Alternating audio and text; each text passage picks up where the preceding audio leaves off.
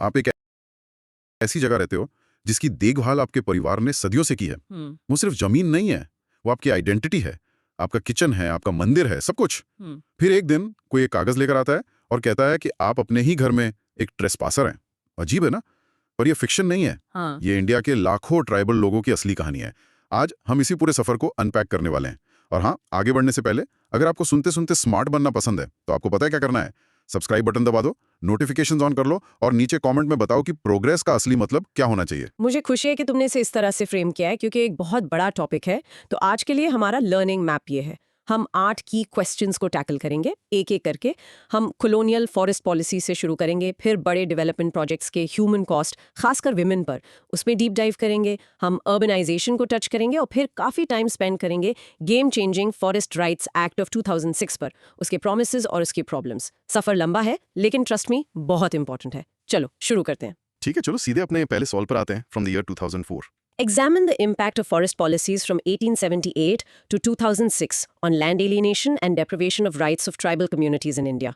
Broad micro theme: the trajectory of forest governance from state controlled exclusion to rights based recognition and its impact on tribal livelihoods. Forest policies का सफर from custodians to encroachers. Basically यहाँ सबसे बड़ा take away ये है कि कैसे law ने 130 सालों में फॉरेस्ट के ओरिजिनल गार्डियंस को उनकी ही जमीन पर इलीगल स्क्वाटर्स में बदल दिया। ये मतलब डेफिनेशंस बदलने की कहानी है, समझे? ये तो कहने का एक बहुत पावरफुल तरीका है। इसको रियल बनाने के लिए मैं संथाल या मुंडा ट्राइब्स जैसे कम्युनिटीज के बारे में सोच रहा हूँ। उनका एक सिस्टम था खुंटकट्टी, जहाँ जमीन पूरी कम्युनिटी की थी, किसी एक इंसान की नहीं। फिर ब्रिटिश आए और बोले नोप, ये सब अब स्टेट का है। बिल्कुल। और इसके कारण उल गुलान जैसे बड़े बड़े अपराइजिंग्स हुए। ये उनकी जमीन बचाने की, अपने वे ऑफ लाइफ को बचाने की लड़ाई थी। एग्जैक्टली और वो इस डिटेल्ड आंसर के लिए एक परफेक्ट एंट्री है। इंट्रोडक्शन के लिए आपको ये कॉन्टेक्स्ट सेट करना ही होगा। हम कहते हैं कि इंडिया की 8.6% पॉपुलेशन ट्राइबल है और उनका फॉरेस्ट के साथ एक सिम्बायोटिक रिलेशनशिप था, मतलब म्यूचुअली बेनिफिशियल। लेकिन कॉलोनियल गवर्नेंस ने इस बॉन्ड को तोड़ दिया और यहाँ एक फैंटास्टिक टर्म आता है स्कॉलर्स गुहा और गडगिल से। वो इसे इकोलॉजिकल इंपीरियलिज्म कहते हैं। एक मिनट, इकोलॉजिकल इंपीरियलिज्म, ये तो काफी हैवी साउंड कर रहा है।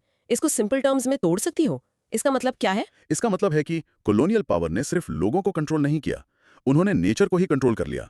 उन्होंने अपना commercial profit driven view forest पर थोप दिया और उसकी सोशल और स्पिरिचुअल वैल्यू को पूरी तरह इग्नोर कर दिया जो लोकल कम्युनिटीज के लिए थी।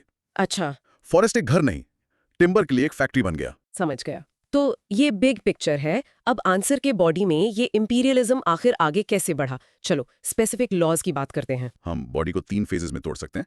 पहला, कॉलोनियल एरा 1878 टू 1947। ब्रिटिश का फोकस एक ही था, रेलवेज के लिए टिम्बर। इससे इंडियन फॉरेस्ट एक्ट ऑफ 1878 आया, जिसने फॉरेस्ट को रिजर्व्ड, प्रोटेक्टेड और विलेज कैटेगरीज में बांट दिया। और इसका इम्पैक्ट? इम्पैक्ट फॉरन हुआ। शिफ्टिंग कल्टीवेशन जैसी ट्रेडिशनल प्रैक्टिसेस, जो एक सस्टेनेबल फार्मिंग मेथड थी, अचानक से क्रिमिनलाइज हो गई। फिर आई फॉरेस्ट पॉलिसी ऑफ 1894, जिसने साफ साफ कहा कि पब्लिक बेनिफिट, जिसका असली मतलब स्टेट रेवेन्यू था, लोकल राइट से ज्यादा इंपॉर्टेंट है। यहां पर आप कार्ल पोलानी के डिसएम्बेडेड इकोनॉमीज के कॉन्सेप्ट को लिंक कर सकते हैं। रुको, एक और बड़ा टर्म, डिसएम्बेडेड इकोनॉमीज, ये क्या चीज है? इसको ऐसे सोचो, एक ट्राइबल कम्युनिटी के लिए एक पेड़ के दर्जनों मतलब होते हैं। वो पवित्र है, खाना देता है, दवाई देता है, छाया देता है, वो उनके कल्चर में एम्बेडेड है।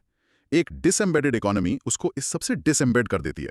अच्छा। वो उसको उसके कल्चरल कॉन्टेक्स्ट से निकालकर सिर्फ एक चीज की तरह देखती है, टिम्बर, एक कमोडिटी जिसका एक प्राइस टैग है। इन लॉज ने यही किया। ठीक है, तो ये ब्रिटिश ने किया, लेकिन आजादी के बाद तो चीजें जरूर बदली होंगी। यही तो सबसे ट्रैजिक पार्ट है। दूसरे फेज में the post independence era 1950 to 2005 colonial mindset चलता रहा। स्टेट ने अपना कंट्रोल बनाए रखा, जिसे एमिनेंट डोमेन कहते हैं। 1952 की नेशनल फॉरेस्ट पॉलिसी अभी भी इंडस्ट्रियल टिम्बर के बारे में थी। Oh wow. इससे डैम्स और माइंस के लिए मैसिव डिस्प्लेसमेंट हुआ। स्कॉलर वॉल्टर फर्नांडिस ने इन लोगों के लिए डेवलपमेंट रिफ्यूजीज टर्म कॉइन किया। फॉर इंस्टेंस, छत्तीसगढ़ में गोंड और बाइगा ट्राइब्स को माइनिंग के लिए हटा दिया गया। फिर 70s और 80s के कंजर्वेशन लॉज आए, जिससे फॉरेस्ट कंजर्वेशन शुरू हुआ। नेशनल पार्क्स जो बंद कर दिए गए, जहां कोई ह्यूमन एक्टिविटी अलाउड नहीं थी। इससे फोर्स्ड इविक्शंस हुए, जैसे कान्हा नेशनल पार्क से बाइगा ट्राइब का इविक्शन। ये तो लग रहा है कि वही कहानी बस एक अलग जस्टिफिकेशन के साथ चलती रही। लेकिन फिर आखिरकार एक शिफ्ट आया। हाँ, चलो तीसरे फेज की बात करते हैं। हाँ, the forest rights act FRA of 2006, ये एक लैंडमार्क था। पहली बार लॉ ने ऑफिशियली हिस्टोरिकल इनजस्टिस को एक्नॉलेज किया। इसने 2 की राइट्स दिए, इंडिविजुअल फॉरेस्ट राइट्स IFR, उस जमीन के लिए जिस पर वो खेती कर रहे थे, और सबसे important community forest rights CFR, forest Commons को मैनेज और यूज करने के लिए। और इसका सबसे पावरफुल एग्जाम्पल? इसकी पावर का सबसे आइकॉनिक एग्जाम्पल ओडिशा में डोंगरिया कोंद ट्राइब है, जिन्होंने एफआरए का इस्तेमाल करके अपने पवित्र नियामागिरी हिल्स पर एक बहुत बड़े बॉक्साइट माइनिंग प्रोजेक्ट को लीगली रोक दिया। तो इस बड़े सवाल को रैप अप करने के लिए कंक्लूजन क्या है? कंक्लूजन इस सफर की एक समरी है। ब्रिटिश के अंडर एक्सक्लूजनरी लीगलिज्म से लेकर एफआरए के साथ डेमोक्रेटिक डिसेंट्रलाइजेशन तक। लेकिन आपको ये जरूर ऐड करना होगा कि इंप्लीमेंटेशन अभी भी एक बहुत बड़ा चैलेंज है, और इसको एक फॉर्मेट लुकिंग एज देने के लिए खासा जैसे स्कॉलर को कोट करो, जो आर्ग्यू करते हैं कि असली पावर सिर्फ कागज पर राइट से नहीं आती, बल्कि उनके रिसोर्सेज पर। ये एक बहुत ही कॉम्प्रिहेंसिव ब्रेकडाउन है। चलो कुछ क्रॉस क्वेश्चनिंग करते हैं इसे अच्छे से समझने के लिए। पहला, अगर मैं ये आंसर लिख रहा हूं तो इंट्रो में सिम्बायोटिक रिलेशनशिप जैसा फ्रेज यूज करने से वेट कैसे बढ़ता है? क्योंकि ये एग्जामिनर को दिखाता है कि आपने कॉन्फ्लिक्ट का फंडामेंटल नेचर समझा है। ये सिर्फ जमीन के बारे में नहीं था, ये एक सस्टेनेबल वे ऑफ लाइफ को नष्ट करने के बारे में था। ये सिर्फ लॉज लिस्ट करने से कहीं ज्यादा गहरा कॉन्टेक्स्ट सेट करता है।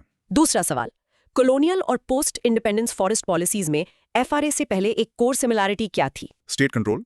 दोनों ईराज एक टॉप डाउन अप्रोच से डोमिनेटेड थे, जहां स्टेट डिसाइड करता था कि क्या अच्छा है। ट्राइबल राइट्स हमेशा या तो कमर्शियल इंटरेस्ट या स्टेट के नेशनल इंटरेस्ट के आगे सेकेंडरी थे। ठीक है, और संथाला प्राइजिंग या डोंगरिया कोंद केस जैसे एग्जाम्पल्स को आंसर में डालना इतना जरूरी क्यों है? क्योंकि एग्जाम्पल्स सबूत हैं। वो आपके आंसर को एक थ्योरेटिकल ऐसे से एक ग्राउंडेड एविडेंस बेस्ड आर्गुमेंट में बदल देते हैं। वो दिखाते हैं कि आप सिर्फ कॉन्सेप्ट्स रिपीट नहीं कर रहे हैं, आप रियल वर्ल्ड स्टोरीज जानते हैं। Make sense. चौथा सवाल, लेजिस्लेटिव करेक्शन टर्म एफआरए 2006 को डिस्क्राइब करने का एक अच्छा तरीका क्यों है? क्योंकि ये उसके इरादे को बिल्कुल अच्छे से कैप्चर करता है। ये अचानक से आई कोई नई पॉलिसी नहीं थी, ये एक ऐसा लॉ था जो आसानी से एक सदी से ज्यादा के बुरे लॉज को करेक्ट करने और एक हिस्टोरिकल इनजस्टिस को ठीक करने के लिए डिजाइन किया गया था। इस पर आखिरी सवाल, कंक्लूजन को खाका जैसे कंटेम्प्रेरी स्कॉलर के कोट के साथ एंड करने का स्ट्रेटेजिक बेनिफिट क्या है? ये आपके आंसर को एक अथॉरिटेटिव फॉरवर्ड लुकिंग पर्सपेक्टिव देता है। ये एग्जामिनर को बताता है कि आप सिर्फ पास्ट को नहीं देख रहे हैं, बल्कि आप ट्राइबल राइट्स के फ्यूचर के बारे में भी क्रिटिकली सोच रहे हैं। फैंटास्टिक। अब पॉज करके इस लैंग्वेज की फील लेने के लिए ये कहने की प्रैक्टिस करो, from ecological imperialism to rights based recognition, rehearse it. In short, लंबी फॉरेस्ट पॉलिसी ने ट्राइबल्स को अपने ही घरों में अजनबी बना दिया, लेकिन एफआरए 2006 ने एक पावरफुल, भले ही अधूरी, वापसी की उम्मीद दी। हमने देखा कि कैसे इन लॉज ने इनजस्टिस की एक हिस्ट्री बनाई। अब चलो ह्यूमन कॉस्ट पर आते हैं अपने दूसरे सवाल के साथ, फ्रॉम 2023। ये वाला बहुत इंपॉर्टेंट है। Critically examine how the displacement of tribal communities due to hydroelectric river dam projects has affected the women in local context. Elucidate with suitable ethnographic examples. Broad micro-theme, the gendered impact of development-induced displacement on tribal women. The double burden, tribal women and development dams, ये critical है। जब एक community को उखाड़ा जाता है तो सभी को तकलीफ होती है, लेकिन यहाँ आर्ग्यूमेंट ये है कि ट्राइबल वुमेन और अक्सर ना दिखने वाले तरीकों से सफ़र करती हैं। वो एक डबल बर्डन उठाती हैं, ट्राइबल होने का बोझ और एक पेट्रियार्कल सिस्टम में वुमेन होने का बोझ। ये बहुत इंपॉर्टेंट डिस्टिंक्शन है, और रियल लाइफ स्टोरी तो दिल तोड़ देने वाली है। मैं सरदार सरोवर डैम की वजह से डिस्प्लेस हुई एक वुमेन के बारे में सोच रहा हूँ। अपने गांव में वो एक प्रोड्यूसर थी, खेती करती थी, फॉरेस्ट से खाना और ईंधन लाती थी। डिस्प्लेसमेंट के बाद वो एक ब्रिक किल्न में डेली वेज लेबरर बन जाती है। उसके स्किल्स बेकार हो जाते हैं, सोशल नेटवर्क खत्म हो जाता है और फाइनेंशियल इंडिपेंडेंस पूरी तरह से मिट जाती है। उस कहानी ने पूरे क्राइसिस को कैप्चर कर लिया है। इस आंसर को स्ट्रक्चर करने के लिए इंट्रोडक्शन को हार्ड डेटा के साथ शुरू करना होगा, ताकि स्केल दिखाया जा सके। वॉल्टर फर्नांडिस 2008 का यूज करो। 1947 और 2004 के बीच इंडिया में 60 मिलियन लोग डिस्प्लेस हुए। एक हैरान करने वाला 40% ट्राइबल्स थे, और इस ग्रुप के अंदर विमेन डबल बर्डन फेस करती हैं। उस कीवर्ड का यूज करना नॉन नेगोशिएबल है। ठीक है, तो हम इस डबल बर्डन को आंसर के बॉडी में कैसे तोड़ेंगे? हम इसे 4 डायमेंशंस में स्ट्रक्चर कर सकते हैं। पहला, इकोनॉमिक डिसएम्पावरमेंट। डिस्प्लेसमेंट उनका नेचुरल रिसोर्सेज से डायरेक्ट लिंक तोड़ देता है, इसलिए वो अपने प्रोडक्शन रोल्स खो देती हैं। अब फॉडर या फूड कलेक्ट करना बंद। सरदार सरोवर डैम एक की एग्जाम्पल है। ये उन्हें एक्सप्लॉयटेटिव वेज लेबर में धकेलता है। वॉल्टर फर्नांडिस के पास इसके लिए एक पावरफुल टर्म है, पॉपुलराइजेशन। तुमने ये वर्ड पहले भी यूज किया था। क्या पॉपुलराइजेशन सिर्फ पॉवर्टी से अलग है? Great question. हाँ है। पॉवर्टी गरीब होने की एक स्थिति है, पॉपुलराइजेशन गरीब बनाए जाने की प्रक्रिया है। इसमें एक एक्टिव फोर्स का आभास होता है। इस केस में फ्लॉड डेवलपमेंट पॉलिसी, जो लोगों से सिस्टमैटिकली उनके एसेट्स छीन लेती है और उन्हें गरीबी में धकेलती है। ये एक बहुत ज़्यादा क्रिटिकल और एक्यूरेट टर्म है। समझ गया। तो ये नहीं कि वो गरीब हैं, बल्कि ये कि उन्हें गरीब बनाया गया। दूसरा डायमेंशन क्या है? Social disintegration. कम्युनिटी का सोशल फैब्रिक फट जाता है और वुमेन अक्सर सबसे अलग थलग रह जाती हैं।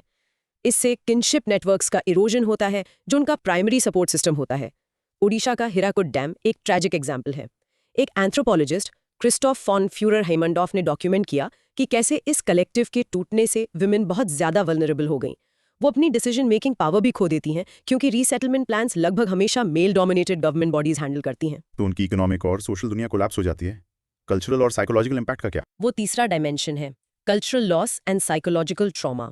वुमेन अक्सर कल्चरल रिचुअल्स की कस्टोडियंस होती हैं, जिनमें से कई जमीन से जुड़ी होती हैं। जब जमीन चली जाती है तो ये सीक्रेट स्पेसेस भी चले जाते हैं। इससे बहुत बड़ा मेंटल हेल्थ क्राइसिस होता है। उत्तराखंड में टेहरी डैम प्रोजेक्ट के आसपास की स्टडीज में डिस्प्लेस्ड वुमेन के बीच डिप्रेशन और एंग्जाइटी में सिग्निफिकेंट बढ़ोतरी पाई गई। और इन सब इश्यूज का रूट कॉज क्या है, ये हमें आखिरी पॉइंट पर लाता है। बिल्कुल, चौथा डायमेंशन सबको एक साथ जोड़ता है, क्रिटिकल फ्लॉज इन पॉलिसी या जेंडर ब्लाइंडनेस। पॉलिसीज खुद वुमेन को कंसिडर किए बिना डिजाइन की जाती हैं। एक बहुत बड़ा कॉम्पेंसेशन बायस है। कॉम्पेंसेशन लगभग हमेशा घर के मेल हेड को मिलता है। नर्मदा वैली प्रोजेक्ट इसका एक प्राइम एग्जाम्पल है। यहाँ आप अमर्त्या सेन का क्रिटिक ला सकते हैं, जो आर्ग्यू करते हैं कि इससे जेंडर इनइक्वालिटी और गहरी होती है। साथ ही रीसेटलमेंट कॉलोनीज में अक्सर खराब सैनिटेशन होता है, जिससे वुमेन के लिए गंभीर हेल्थ हैजर्ड्स पैदा होते हैं, जैसा कि झारखंड के कोयल कारो प्रोजेक्ट में देखा गया। तो इतने भारी आंसर को हम कंक्लूड कैसे करें? कंक्लूजन डायरेक्ट होना चाहिए। ये तबाकुन gender impact gender blind planning का डायरेक्ट रिजल्ट है। ये सिस्टेमिक फेलियर है।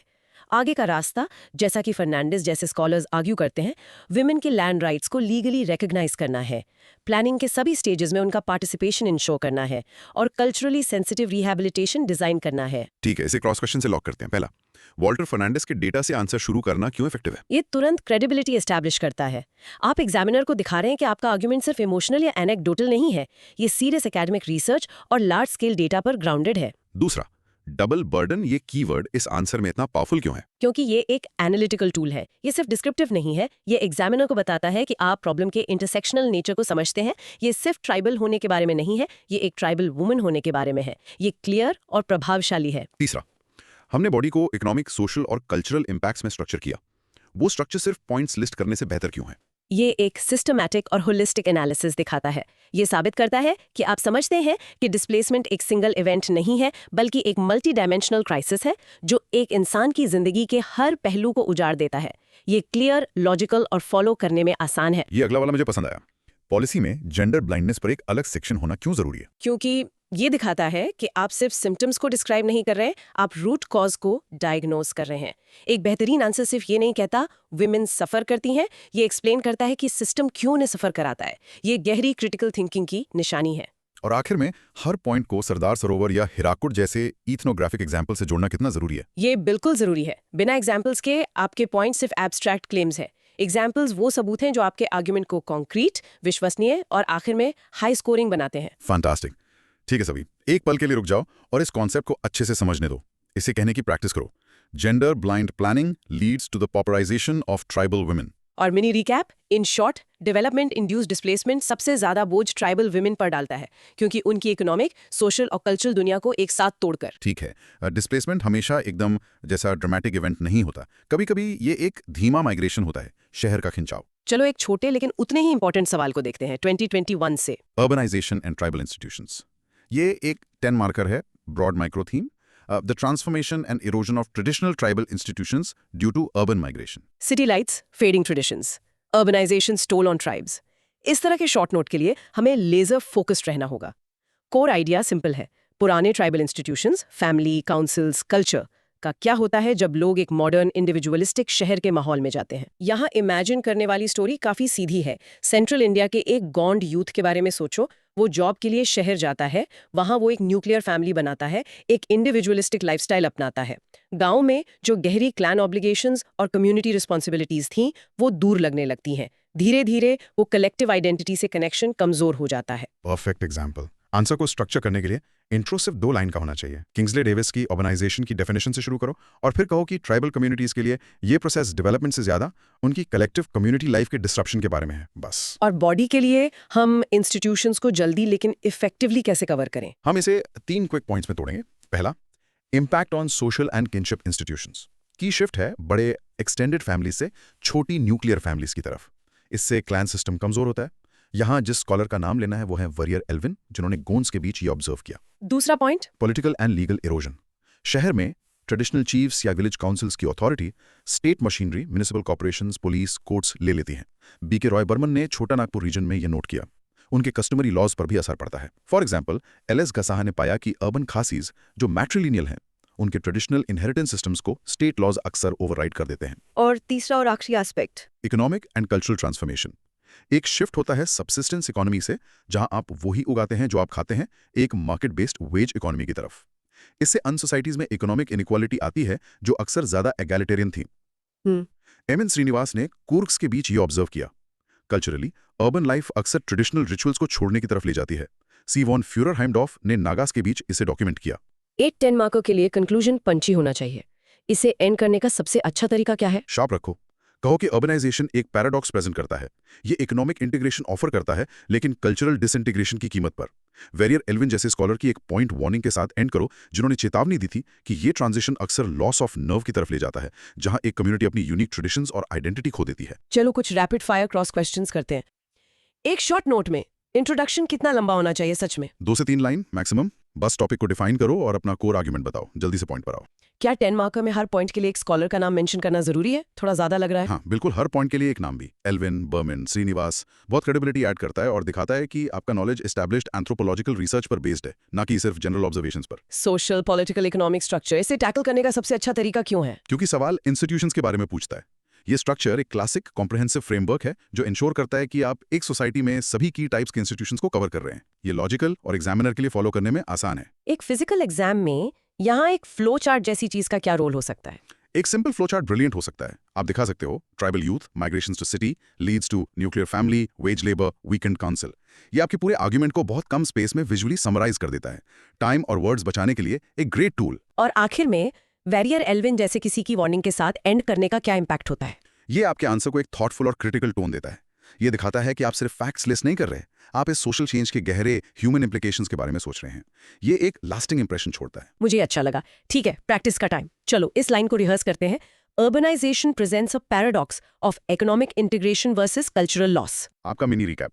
इन शॉर्ट, शहर जाने से पैसा मिल सकता है, लेकिन ये अक्सर ट्रेडिशनल फैमिली, पॉलिटिकल और कल्चरल सिस्टम्स को कमजोर करने की भारी कीमत पर आता है। ठीक है, अब एक बड़ा सवाल। एक 20 मार्कर 2021 से जो हमें उस लैंडमार्क लॉ पर वापस लाता है। Discuss the impact of Forest Rights Act 2006 on the livelihood and culture of tribal people in India. Broad micro theme. The paradigm shift under FRA 2006 and its socio-economic consequences. FRA 2006, a game changer. Promises and problems. यहाँ की directive है discuss. ये code word है। इसका मतलब है आपको एक बैलेंस्ड व्यू प्रेजेंट करना होगा। पॉजिटिव इंपैक्ट्स के बारे में बात करो, लेकिन चैलेंजेस और फेलियर्स को भी क्रिटिकली असेस करो। ये एक वन साइडेड सेलिब्रेशन नहीं है। और इस ड्युअलिटी को अच्छे से कैप्चर करने वाली परफेक्ट स्टोरी उड़ीसा के डोंगरियाकौंद की है।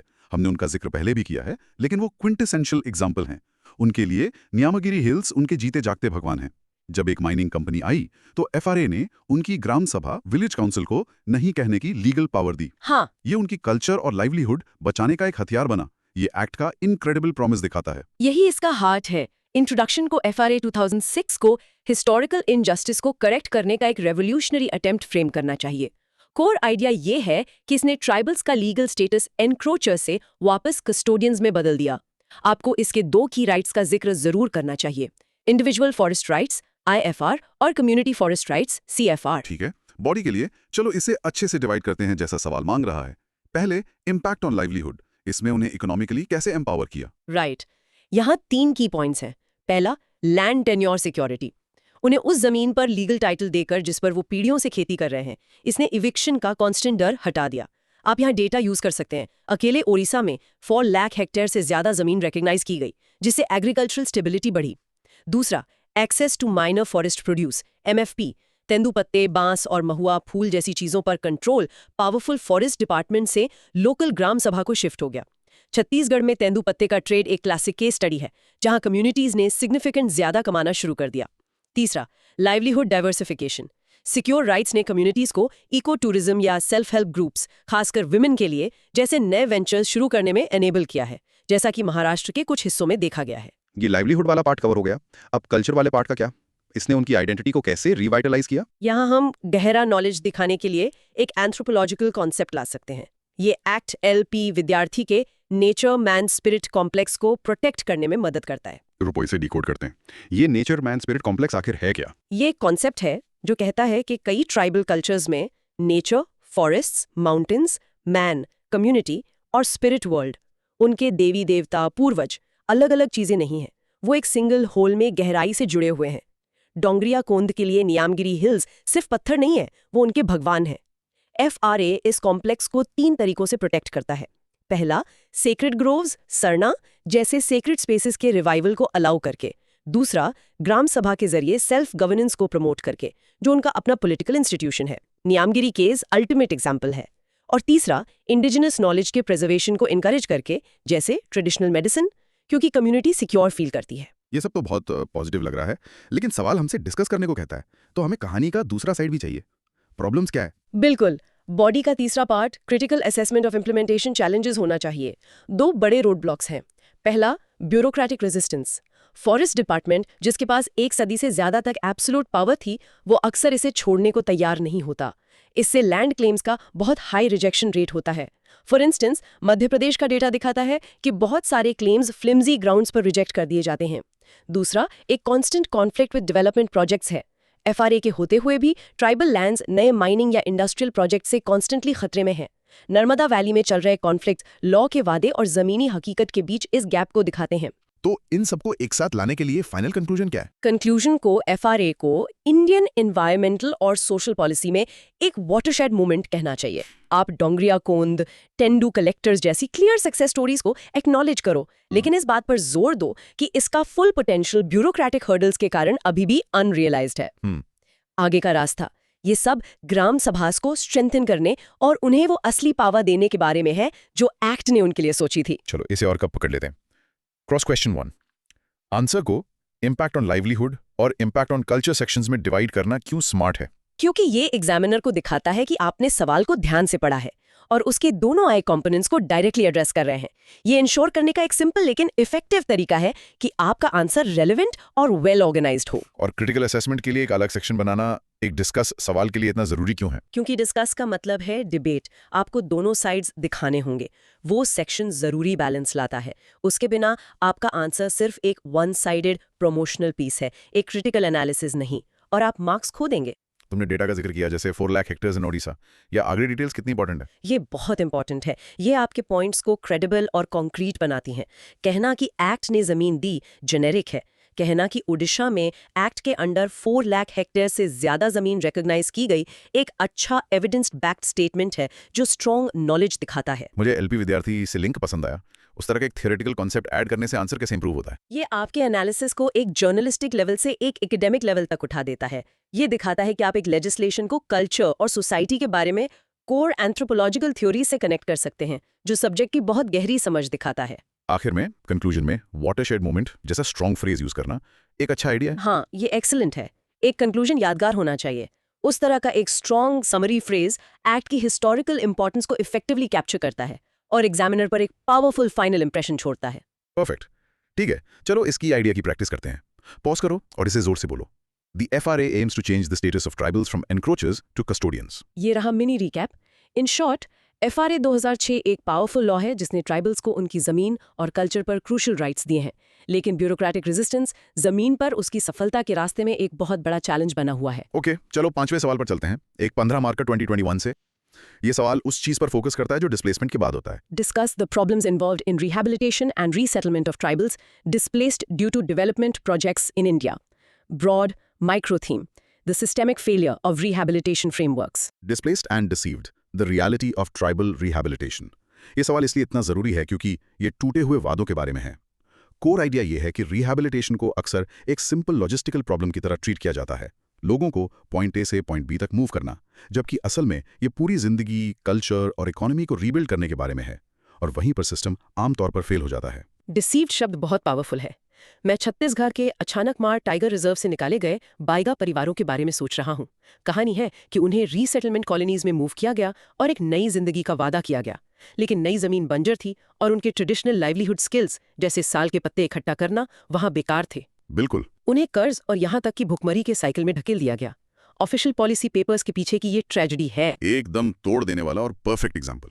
इंट्रोडक्शन के लिए स्टेटिस्टिक्स जरूरी हैं ताकि फेलियर का स्केल दिखाया जा सके। आजादी के बाद से डिस्प्लेस हुए लगभग 60 मिलियन लोगों में से 40% ट्राइबल्स थे, लेकिन ऑफिशियल डेटा बताता है कि सिर्फ 25% को ही अच्छे से रीसेटल किया गया। ये गैप उस चीज को हाईलाइट करता है जिसे हम डेवलपमेंट डेफिसिट कह सकते हैं। जहां ट्राइबल्स नेशनल प्रोग्रेस की कीमत चुकाते हैं लेकिन उन्हें कोई बेनिफिट नहीं मिलता। ठीक है, बॉडी के लिए जब प्रॉब्लम्स को तोड़ते हैं, सब कुछ गलत होना कहाँ से शुरू होता है? ये land acquisition and compensation issues से शुरू होता है। पहली बाधा यह है कि कई ट्राइबल कम्युनिटीज के पास जमीन पर कस्टमरी राइट्स तो होते हैं लेकिन फॉर्मल पेपर टाइटल्स या पट्टाज नहीं होते हैं।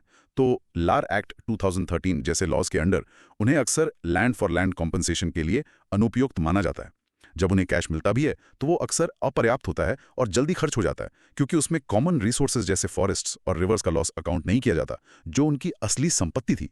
सरदार सरोवर प्रोजेक्ट इस समस्या का एक क्लासिक केस स्टडी है। तो अगर उन्हें कुछ कॉम्पेंसेशन मिल भी जाए, उनका जीने का तरीका तो चला गया, वही अगला बड़ा प्रॉब्लम होगा। बिल्कुल। दूसरा प्रॉब्लम है loss of livelihood and economic popularisation. Displacement उनका उनके एनवायरनमेंट के साथ सिम्बायोटिक लिंक तोड़ देता है। उनके ट्रेडिशनल स्किल्स रातों रात बेकार हो जाते हैं। तुमने जिन अचानक मार के बैगा परिवारों का जिक्र किया वो परफेक्ट एग्जाम्पल हैं। वो जंगल के माहिर थे लेकिन मार्केट इकोनॉमी में अनादि थे जिसमें उन्हें फेंक दिया गया था। ये पॉपुलराइजेशन का सीधा रास्ता है। लेकिन ये सिर्फ एक इकोनॉमिक क्राइसिस नहीं है, ये एक सोशल और कल्चरल क्राइसिस भी है। वो तीसरा और शायद सबसे ज्यादा नजरअंदाज किया जाने वाला प्रॉब्लम है socio cultural disintegration. Displacement social fragmentation का कारण बनता है। किनशिप नेटवर्क्स जो ट्राइबल कम्युनिटीज में सोशल सिक्योरिटी नेट्स होते हैं नष्ट हो जाते हैं क्योंकि परिवार बिखर जाते हैं। जब उन्हें उनकी पुरखों की जमीनों और पवित्र स्थलों से उखाड़ दिया जाता है तो एक गहरी आइडेंटिटी का लॉस होता है। उड़ीसा का अपर इंद्रावती प्रोजेक्ट जहां लगभग 90% डिस्प्लेस्ड लोग ट्राइबल्स थे, वहां कम्युनिटी कोहीजन और गवर्नेंस का गंभीर ब्रेकडाउन हुआ। और इस सब के लिए कौन जिम्मेदार है? ये हमें सिस्टम की फेलियर पे लाता है। हाँ, आखिरी प्रॉब्लम एरिया है implementation gaps and lack of consent. Governance टूट चुकी है। प्रोजेक्ट्स अक्सर पैसा और एफआरए जैसे लॉज के तहत जरूरी ग्राम सभा कंसल्टेशन को बाईपास कर देते हैं। रीसेटलमेंट कॉलोनीज खुद आश्चर्यजनक रूप से बिना प्लानिंग के बनाई जाती है। साफ पानी नहीं, हेल्थ केयर नहीं, स्कूल्स नहीं। आंध्र प्रदेश के पोलावरम प्रोजेक्ट की इसी बात के लिए भारी आलोचना हुई है। कंसेंट को नजरअंदाज करना और आम मानवीय रीसेटलमेंट कंडीशंस प्रदान करना। तो हम इस आंसर को कंक्लूड कैसे करें? कंक्लूजन में ये कहना चाहिए कि समस्या सिस्टमैटिक है, एक्सीडेंटल नहीं। रिहैबिलिटेशन को एक आफ्टर थॉट माना जाता है, प्रायोरिटी नहीं। और यहां आपको हक्सा कमेटी रिपोर्ट की सिफारिशों का जिक्र करना चाहिए। उसने कैश कॉम्पनसेशन से हटकर एक अनिवार्य लैंड फॉर लैंड पॉलिसी की तरफ बढ़ने का सुझाव दिया और किसी भी प्रोजेक्ट से पहले free, prior and informed consent FPIC सुनिश्चित करने को कहा। इन बुनियादी बदलावों के बिना तथाकथित डेवलपमेंट ट्राइबल गरीबी का नुस्खा बना रहेगा। ग्रेट, चलो क्रॉस क्वेश्चंस करते हैं। डेवलपमेंट डेफिसिट जैसे टर्म से इंट्रोडक्शन को फ्रेम करना क्यों इतना पावरफुल है? क्योंकि यह तुरंत इस मुद्दे को एक गहरे अन्याय के रूप में फ्रेम करता है। यह डेवलपमेंट के आइडिया को ही चैलेंज करता है और सुझाव देता है कि वर्तमान मॉडल कुछ लोगों के लिए प्रोग्रेस बनाता है, दूसरों के लिए डेफिसिट पैदा करके।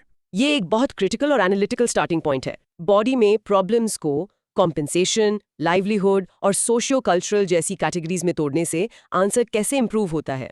ये एक कॉम्प्रिहेंसिव मल्टी डायमेंशनल एनालिसिस प्रदान करता है। ये एग्जामिनर को दिखाता है कि आप समझते हैं कि डिस्प्लेसमेंट सिर्फ एक इकोनॉमिक प्रॉब्लम नहीं है। ये एक संकट है जो एक कम्युनिटी पर हर फ्रंट से हमला करता है। इकोनॉमिक, सोशल, कल्चरल और साइकोलॉजिकल। ये ऑर्गेनाइज्ड और होलिस्टिक है। पैसा और लायर एक्ट जैसे अजील लॉज का जिक्र करना क्यों जरूरी है? ये लीगल फ्रेमवर्क के आपके विस्तारित ज्ञान को प्रदर्शित करता है। इससे भी जरूरी, ये आपको एक ज्यादा सोफिस्टिकेटेड आर्गुमेंट बनाने में मदद करता है। समस्या अक्सर कानून की कमी नहीं बल्कि उन्हें जमीन पर अच्छे से लागू करने में पूरी तरह से असफलता है। तुमने सोशल फ्रैगमेंटेशन टर्म यूज किया। इस तरह के अट्री टर्म का उपयोग करने का क्या महत्व है? ये एक शैक्षणिक भाषा है। ये सिर्फ कम्युनिटीज टूट गईं कहने से ज्यादा प्रभावशाली है। ये अमूर्त रूप से सोशल बॉन्ड्स, किनशिप टाइज और कलेक्टिव सिक्योरिटी सिस्टम्स के ब्रेकडाउन को रेफर करता है। इसका उपयोग करने से सोशियोलॉजिकल समझ का एक उच्च स्तर दिखता है। और आखिर में कंक्लूजन को एक्सा कमेटी रिपोर्ट के साथ एंड करना एक स्ट्रॉन्ग स्ट्रैटेजी क्यों है? क्योंकि ये आपके आंसर को सिर्फ समस्याएं गिनाने से आगे बढ़ाकर ठोस पॉलिसी बेस्ड सॉल्यूशंस प्रस्तावित करने की दिशा में ले जाता है। ये दिखाता है कि आप सिर्फ एक आलोचक नहीं हैं, आप एक प्रॉब्लम सॉल्वर हैं। एक ऑफिशियल कमेटी रिपोर्ट का हवाला देना एक अथॉरिटेटिव और आगे की सोच वाला तरीका प्रदान करता है। बहुत अच्छा। ठीक है, चलो इसकी रिकमेंडेशन की प्रैक्टिस करते हैं। Practising rehabilitation must shift from cash compensation to land for land and ensure free, prior and informed consent. और आपका mini recap, in short, tribal rehabilitation, flawed compensation, livelihoods के नष्ट होने, सोशल ब्रेकडाउन और उनकी सहमति के लिए गहरे असम्मान के कारण सिस्टमैटिकली फेल होता है। हम छठे सवाल पर हैं, एक 20 मार्क का 2020 से।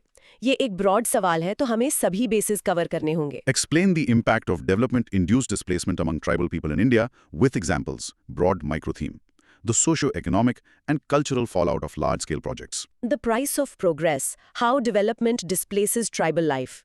ये सवाल हमसे इम्पैक्ट्स को एक्सप्लेन करने के लिए कहता है, जिसका मतलब है हमें एक कॉम्प्रिहेंसिव 360 डिग्री पिक्चर बनानी होगी। ये उन सभी डॉट्स को कनेक्ट करने का मौका है जिन पर हम चर्चा कर रहे हैं, सोशल, इकोनॉमिक, साइकोलॉजिकल और यहाँ तक कि पॉलिटिकल। जो कहानी मेरे लिए इसे अच्छे से कैप्चर करती है वो झारखंड के कोइलकारो डैम प्रोजेक्ट से प्रभावित एक परिवार के बारे में है। प्रोजेक्ट से पहले उनके पास अपनी जमीन थी, उनका टाइट नेट कम्युनिटी था, उनकी परंपराएं थी। प्रोजेक्ट ने उनके रिश्तेदारों को अलग अलग रीसेटलमेंट साइट्स पर बिखरा दिया, उनकी जमीन डूब गई और उन्हें कैश इकोनॉमी में जाने के लिए मजबूर किया गया जिसे वो समझते नहीं थे। उनकी पूरी दुनिया प्रोग्रेस नाम की चीज के लिए उजाड़ दी गई। ये इस मुद्दे का एक परफेक्ट इलस्ट्रेशन है। इंट्रोडक्शन को डेवलपमेंट इंड्यूस्ड डिस्प्लेसमेंट को डिफाइन करना चाहिए और तुरंत एक पावरफुल स्टैटिस्टिक का यूज करना चाहिए ताकि ट्राइबल्स पर असमानुपातिक बोझ दिखाया जा सके। एक अच्छा data ministry of tribal affairs से आता है। 1951 और 1990 के बीच ट्राइबल पॉपुलेशन का सिर्फ 8% थे, लेकिन डिस्प्लेस्ड हुए लोगों में 40% से ज्यादा थे। वो नंबर हैरान करने वाला है और स्टेज को अच्छे से सेट करता है। बॉडी के लिए चलो इसे क्लियर सेक्शंस में स्ट्रक्चर करते हैं ताकि सब कुछ कवर हो सके। शुरू करते हैं social disintegration and cultural erosion से। राइट, ये उनके सोशल यूनिवर्स के कोलैप्स के बारे में है। पहला लॉस ऑफ आइडेंटिटी है, क्योंकि उनकी जमीन सिर्फ एक रिसोर्स नहीं है, ये उनकी कॉस्मोलॉजी और उनके पूर्वजों के लिए सेंट्रल है। डोंग्याकोंद के नियमगिरी हिल्स को खतरा इसका प्राइम एग्जाम्पल है। दूसरा, फ्रेगमेंटेशन ऑफ किनशिप। रीलोकेशन सिर्फ लोगों को मूव नहीं करता, ये कम्युनिटीज को तोड़ देता है। कोइलकारो डैम प्रोजेक्ट यहाँ केस स्टडी है। और तीसरा, इससे मार्जिनलाइजेशन होता है, क्योंकि वो शहरों के किनारों पर चले जाते हैं, भेदभाव और कल्चरल एसिमिलेशन के दबाव का सामना करते हैं। अगला बड़ा इंपैक्ट वो है जिसे हमने छुआ है, लेकिन यहाँ डिटेल में बताना जरूरी है। Economic popularisation. हाँ, ये एक सेंट्रल आउटकम है। डिस्प्लेसमेंट आत्मनिर्भर प्रोड्यूसर्स को लैंडलेस लेबरर्स में बदल देता है। लाइवलीहुड लॉस होता है, वो खेती, मछली पकड़ने और फॉरेस्ट प्रोड्यूस तक पहुंच खो देते हैं। आंध्र प्रदेश का विशाल पोलावरम प्रोजेक्ट एक करंट एग्जाम्पल है। इनएडिक्वेट कॉम्पनसेशन होता है। तहरी डैम से उखड़े लोगों ने लगातार रिपोर्ट किया कि उनका कॉम्पनसेशन उनकी जिंदगी को रीबिल्ड करने के लिए पर्याप्त नहीं था। National commission for scheduled tribes ये भी रिपोर्ट करता है कि डिस्प्लेस्ड ट्राइबल्स अक्सर पहले से आधे से भी कम कमाते हैं। ये सीधे अनएम्प्लॉयमेंट और डेट की तरफ ले जाता है। सोशल और इकोनॉमिक के अलावा छुपे हुए कॉस्ट का क्या? साइकोलॉजिकल और एनवायरमेंटल इम्पैक्ट्स ये क्रिटिकल है और अक्सर मिस हो जाता है। गंभीर साइकोलॉजिकल ट्रॉमा होता है। एक वतन का खोना एक गहरा ट्रॉमेटिक इवेंट है। ओडिशा में हीराकुद डैम से डिस्प्लेस हुए परिवारों की स्टडीज में क्रॉनिक डिप्रेशन और एंजाइटी के हाई रेट्स पाए गए। एनवायरमेंटल साइड पर ये बड़े प्रोजेक्ट्स बड़े पैमाने पर इकोलॉजिकल डिग्रेडेशन का कारण बनते हैं, उसी रिसोर्स बेस को नष्ट करते हैं जिस पर ट्राइब्स जीने के लिए निर्भर करते हैं। ये सब अन्याय किसी न किसी तरह के विरोध को जन्म देता होगा। क्या इससे एक पॉलिटिकल डायमेंशन भी बनता है? बिल्कुल, चौथा डायमेंशन है पॉलिटिकल कॉन्फ्लिक्ट एंड रेजिस्टेंस। ये प्रोजेक्ट्स अक्सर राइट्स वायोलेशंस करते हैं, 5th शेड्यूल जैसे संवैधानिक सुरक्षाओं और FRA और पैसा जैसे कानूनों को कमजोर करते हैं। उड़ीसा में विवादास्पद पोस्को स्टील प्लांट प्रोजेक्ट इसका एक क्लासिक एग्जाम्पल था।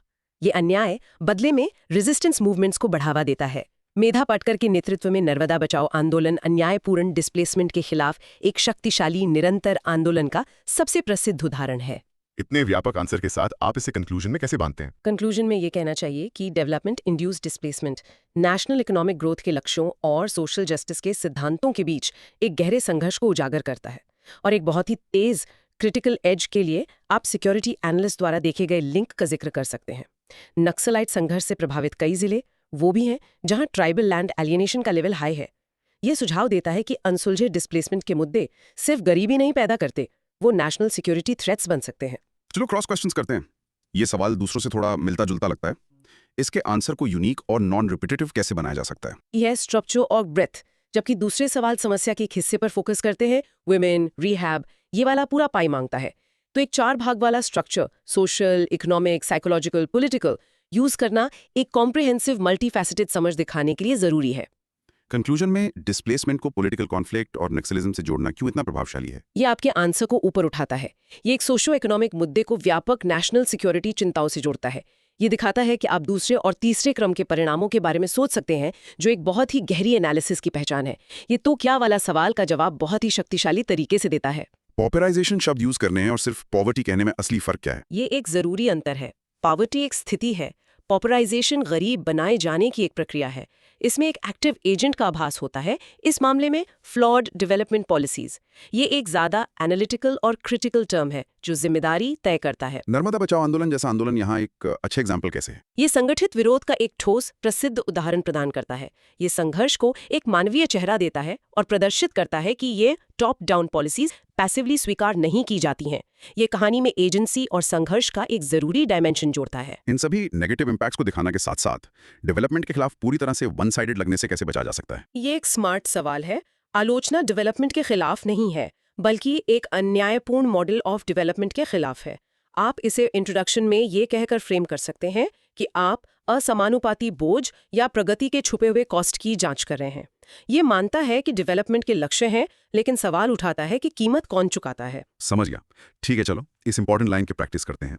Development induced displacement illustrates the conflict between national economic growth and social justice. और mini recap. In short, development projects अक्सर ट्राइबल कम्युनिटीज की पूरी दुनिया को उजाड़ देते हैं, उनके समाज, अर्थव्यवस्था और पहचान को तोड़कर, और गरीबी और संघर्ष का एक दुष्चक्र बनाते हैं। ठीक है।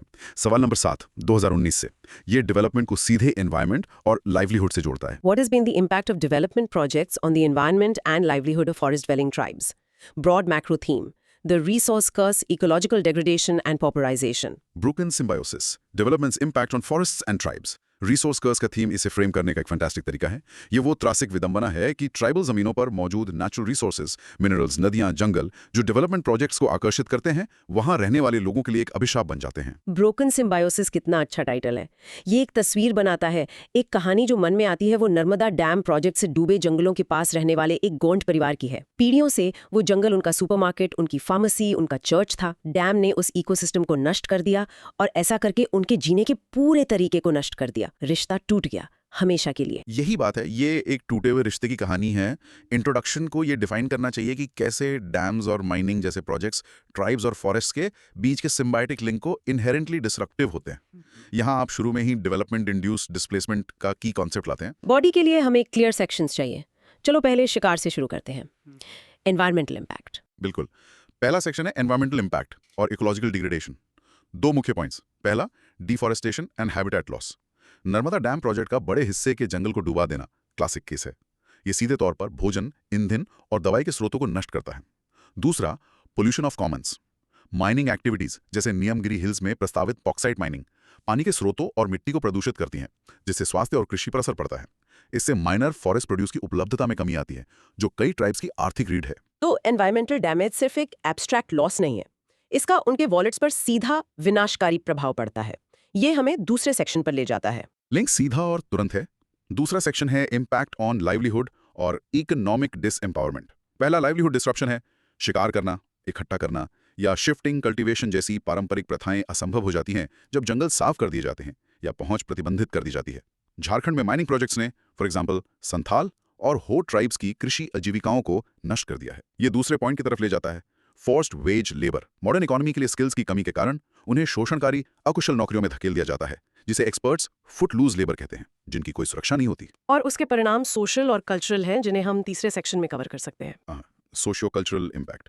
यहाँ हम इनएडिक्वेट रिहैबिलिटेशन पर बात कर सकते हैं। हम वॉल्टर फर्नांडिस को फिर से कोट कर सकते हैं। सिर्फ 25% को ही ठीक से रिहैबिलिटेट किया जाता है, जिससे पॉपुलराइजेशन होता है। इससे इरोजन ऑफ कल्चरल आइडेंटिटी होता है, क्योंकि उनके पवित्र उपवनों और पुरखों की जमीनों से उनके बंधन टूट जाते हैं। एक बहुत ही extreme example great Andamanese tribes का है, जहां जबरन रीसेटलमेंट और पर्यावरणीय बदलावों ने उन्हें सांस्कृतिक विलुप्ति के कगार पर ला खड़ा किया। और आखिर में उन सिस्टमिक फेलियर्स पर एक सेक्शन जो इसे होने देते हैं। चौथा सेक्शन है गवर्नेंस एंड राइट्स वायलेशंस। ये जरूरी है। ये प्रोजेक्ट्स अक्सर फॉरेस्ट राइट्स एक्ट, FRA और PSA एक्ट के तहत ट्राइब्स को दिए गए वैधिक अधिकारों का खुलेआम उल्लंघन करते हैं। एक मुख्य उदाहरण पोलावरम डैम प्रोजेक्ट है, जहां विलेज काउंसिल्स यानी ग्राम सभाज से अनिवार्य अनुमोदन को कथित रूप से बाईपास किया गया था। तो हम इस आंसर को कैसे कंक्लूड करें, एनवायरमेंट और लाइवलीहुड को एक साथ जोड़ते हुए? कंक्लूजन में ये कहना चाहिए कि शुद्ध प्रभाव एक्सक्लूजनरी ग्रोथ का एक मॉडल रहा है, और यहाँ आप एक ऐतिहासिक रिपोर्ट का हवाला दे सकते हैं, जैसे 1960 के दशक की शिलू आओ कमेटी रिपोर्ट, जिसने नोट किया था कि डेवलपमेंट के लाभ शायद ही इन समुदायों तक पहुंचते हैं। समाधान पार्टिसिपेटरी डेवलपमेंट की तरफ एक बुनियादी बदलाव है, PSA और FRA के सख्त प्रवर्तन के साथ, ताकि इकोलॉजिकल सस्टेनेबिलिटी और ट्राइबल जस्टिस के बीच संतुलन सुनिश्चित हो सके। चलो क्रॉस क्वेश्चंस करते हैं। ब्रोकन सिम्बायोसिस का कॉन्सेप्ट इस आंसर को प्रभावशाली ढंग से फ्रेम करने में कैसे मदद करता है? ये एक शक्तिशाली केंद्रीय कथानक बनाता है। आप सिर्फ नेगेटिव इम्पैक्ट्स नहीं गिना रहे हैं, आप एक लोगों और उनके पर्यावरण के बीच एक संतुलित ऐतिहासिक रिश्ते के विनाश की कहानी सुना रहे हैं। ये एक एवोकेटिव और गहराई से एनालिटिकल फ्रेम है। एनवायरमेंटल और लाइवलीहुड इम्पैक्ट्स के लिए अलग-अलग सेक्शंस होना क्यों जरूरी है, जबकि वो इतने करीब से जुड़े हुए हैं? क्योंकि ये आपके आंसर में एक स्पष्ट कॉज एंड इफेक्ट स्ट्रक्चर बनाता है। आप पहले कारण, इकोलॉजिकल डैमेज को समझाते हैं और फिर आप सीधे प्रभाव, इकोनॉमिक डिसएम्पावरमेंट को समझाते हैं। ये लॉजिकल फ्लो आपके तर्क को बहुत मजबूत और फॉलो करने में आसान बनाता है। ग्रेट एंडमनीज एग्जाम्पल बहुत एक्सट्रीम है। क्या इतना ड्रास्टिक कुछ शामिल करना अच्छा आइडिया है? हाँ, क्योंकि ये इन विनाशकारी नीतियों के अंतिम संभावित परिणाम को हाईलाइट करता है। पूर्ण सांस्कृतिक विलुप्ति। ये इसमें शामिल उच्च दाव के बारे में एक शक्तिशाली और गंभीर चेतावनी के रूप में काम करता है, मुद्दे की गंभीरता को रेखांकित करता है। कंक्लूजन में एक्सक्लूजनरी ग्रोथ शब्द का मतलब क्या है? ये आर्थिक विकास के एक ऐसे मॉडल के लिए एक आलोचनात्मक शब्द है जो चुने हुए कुछ लोगों को लाभ पहुंचाता है, जबकि सबसे हाशिए पर स्थित समुदायों को सक्रिय रूप से बाहर रखता है और अक्सर नुकसान पहुंचाता है। ये इस विचार को सीधी चुनौती देता है कि बढ़ती हुई लहर सभी नामों को उठाती है। इस मॉडल में बढ़ती हुई लहर ट्राइबल समुदायों को डुबा रही है। शिलू आओ कमेटी जैसी पुरानी रिपोर्ट का जिक्र करना क्यों उपयोगी है? ये आपके आंसर में ऐतिहासिक गहराई और आलोचना की एक परत जोड़ता है। ये दिखाता है कि ये समस्याएं नई नहीं हैं, उन्हें सरकार ने खुद कई दशकों से पहचाना है। ये तथ्य कि वो अभी भी बनी हुई हैं, नीति के असफलता का एक लंबा इतिहास दिखाता है, जो एक बहुत ही शक्तिशाली बात है। परफेक्ट, ठीक है, चलो इस शक्तिशाली कॉन्सेप्ट को रिहर्स करते हैं। Development projects have created a cycle of exclusionary growth, disrupting the symbiotic relationship between tribes and forests. और mini recap, in short, development projects अक्सर वन पर्यावरण को नष्ट कर देते हैं, जो बदले में उस पर निर्भर ट्राइब्स की आजीविका और संस्कृति को नष्ट कर देता है, गरीबी का एक दुष्चक्र बनाता है। हम आज के अपने आखिरी सवाल पर पहुंच गए हैं, नंबर 8, 2018 से। ये हमें पूरा सर्कल बनाते हुए उस जरूरी कानून पर वापस लाता है। Discuss the significance and implementation of Recognition of Forest Rights Act 2006. Broad micro theme: legislative shift from eminent domain to rights-based forest governance and its ground reality. FRE 2006 revisited, significance versus ground reality. ये सवाल उस सवाल से मिलता जुलता है जिस पर हमने पहले चर्चा की, लेकिन यहाँ फोकस थोड़ा अलग है। ये सिग्निफिकेंस थ्योरी में ये क्यों मैटर करता है और इम्प्लीमेंटेशन जमीन पर आखिर हो क्या रहा है कि एक संतुलित जांच की मांग करता है। ये एक्ट पर एक रिपोर्ट कार्ड है। और जो कहानी इस सिक्के के दोनों पहलुओं को अच्छे से कैप्चर करती है, वो महाराष्ट्र के मेंदा लेखा गांव से है। ये भारत का पहला गांव बना जिसने बांस को मैनेज करने और बेचने के लिए अपने कम्युनिटी फॉरेस्ट राइट्स का प्रयोग किया। उन्होंने सिग्निफिकेंट रेवेन्यू जनरेट किया और उसे लोकल डेवलपमेंट के लिए इस्तेमाल किया। ये एक्ट की अद्भुत क्षमता, उसकी सिग्निफिकेंस दिखाता है।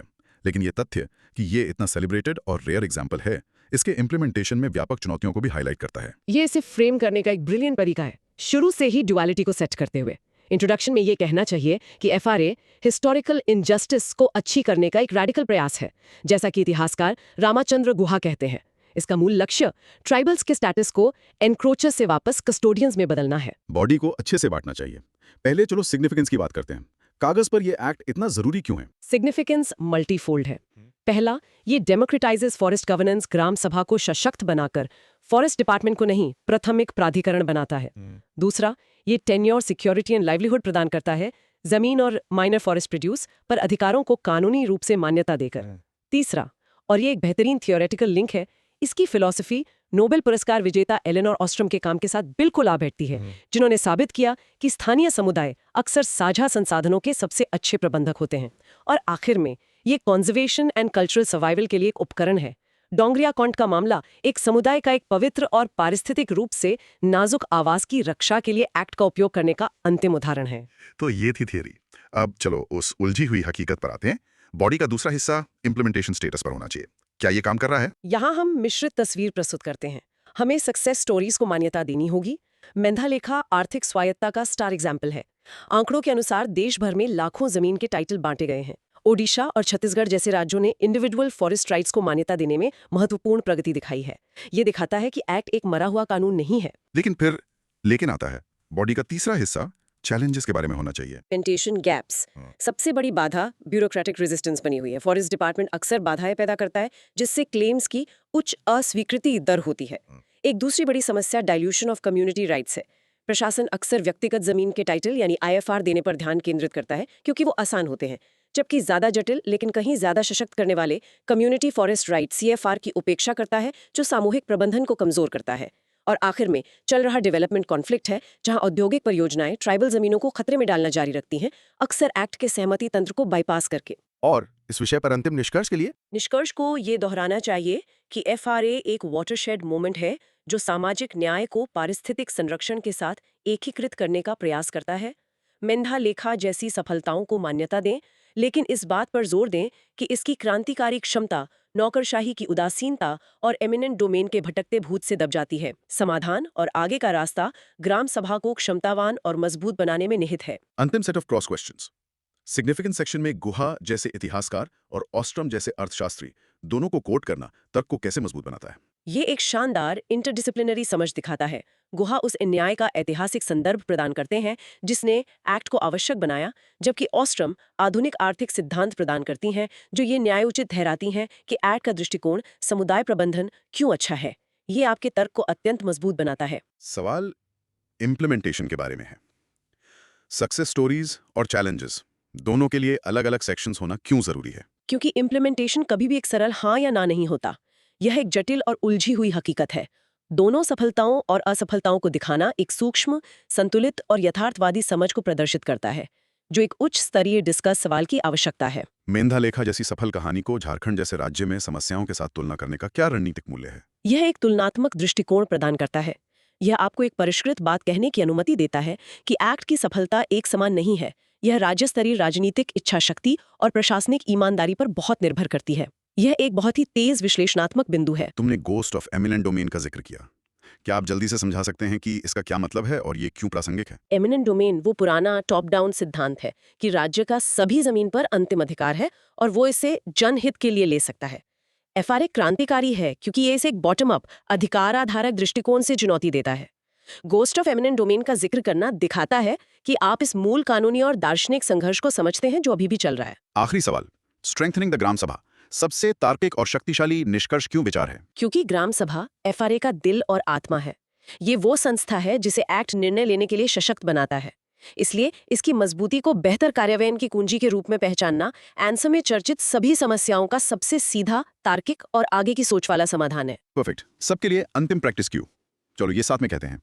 The FRA represents a legislative shift from state-controlled eminent domain to rights-based community governance. और हमारा अंतिम mini recap, in short, FRA 2006 एक ऐतिहासिक रूप से महत्वपूर्ण कानून है जिसमें जीवन बदलने की शक्ति है, लेकिन इसकी वास्तविक सफलता नौकरशाही की बाधाओं और संघर्षरत विकास दबावों से गंभीर रूप से सीमित है। वाह, ये एक बहुत ही इंटेंस और अद्भुत रूप से विस्तारित सफर था। हमने देखा कि कैसे एक कानून एकदम या एक माइन एक समुदाय की पूरी दुनिया बदल सकता है। बिल्कुल। इन 8 सवालों के पार हमने वास्तव में एक ही केंद्रीय बार बार आने वाले संघर्ष को एक्सप्लोर किया है। डेवलपमेंट के एक टॉप डाउन मॉडल और भारत के ट्राइबल समुदायों के अधिकारों के बीच टकराव। हमने देखा कि कैसे कॉलोनियल नीतियों ने व्यवस्थित रूप से वन के कस्टोडियंस को एनक्रोचर्स बना दिया। डेवलपमेंट प्रोजेक्ट्स का बोझ असमानुपातिक रूप से और अक्सर क्रूरता से ट्राइबल महिलाओं पर पड़ता है। अर्बनाइजेशन का धीमा खिंचाव धीरे धीरे परंपरागत संस्थानों को कमजोर कर रहा है। और कैसे फॉरेस्ट राइट्स एक्ट ऑफ 2006 आशा की एक शक्तिशाली किरण के रूप में खड़ा है, भले ही इसकी रोशनी अक्सर जमीन पर चुनौतियों से धुंधली हो जाती है। तो इन सबसे एक बड़ा टेकअवे क्या है? मेरे लिए यह है कि डेवलपमेंट सिर्फ बड़ी चीजें बनाने या जीडीपी बढ़ाने के बारे में नहीं हो सकता। इसका मतलब मानवीय गरिमा को बनाए रखना, संस्कृति का सम्मान करना और हमारे पर्यावरण की रक्षा करना भी होना चाहिए। और मैं सभी सुनने वालों के लिए एक अंतिम विचार छोड़ना चाहती हूँ। हम एक समाज के रूप में डेवलपमेंट का एक ऐसा मॉडल कैसे डिजाइन कर सकते हैं जो सचमुच समावेशी हो, एक ऐसा मॉडल जो सबसे कमजोर समुदायों को उस चीज की कीमत चुकाने के लिए मजबूर ना करे जिसे देश प्रगति कहता है। इस पर सोचना जरूर। उसी विचार के साथ हम आज का डीप डाइव यहीं समाप्त करते हैं। अगर इस चर्चा ने आपको एक नया नजरिया दिया तो प्लीज हमारे लिए काम करें, लाइक, शेयर और सब्सक्राइब करें। आपके कमेंट्स और सवाल इन बातचीतों को आगे बढ़ाते हैं, हम उन्हें पढ़ने का इंतजार करेंगे। अगले सेशन में मिलते हैं।